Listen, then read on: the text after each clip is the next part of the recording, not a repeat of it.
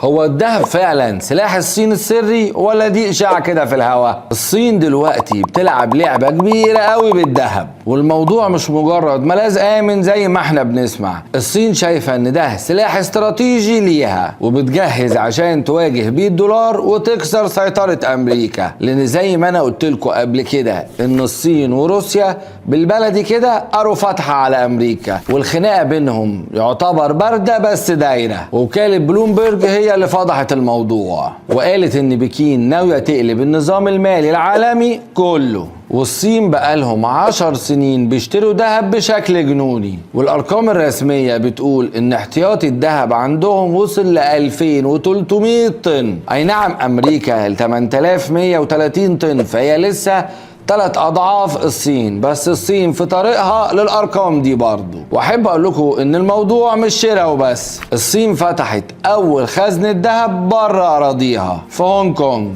من خلال بورصة شنغهاي للذهب، وبدأت تقول للدول زي جنوب أفريقيا والمشتركين في البريكس تعالوا خزنوا الذهب عندي بدل لندن ونيويورك، لأن احنا بقالنا 100 سنة بورصة لندن هي اللي بتتحكم في تسعير سعر الذهب، فالصين عايزة تزقها من على الكرسي وتبقى شنغهاي هي لندن الشرق. والصين كمان بقالها فترة ماشية بمبدأ الذهب أحسن من الكاش، لأنها من سنة 2005 وهي بتقلل استثمارها في السندات الأمريكية، ونزلت الرقم من تريليون و100 مليار ل 730 مليار بس، وطبعا ده رقم كبير جدا. والسؤال هنا، هل الصين فعلا هتقدر تكسر هيمنة الدولار وهتبقى شنغهاي هي عاصمة الذهب الجديدة ولا لأ؟ خلينا نشوف. كان معاكم دكتور ياسر الطويل وده الجواهرجي. سلام.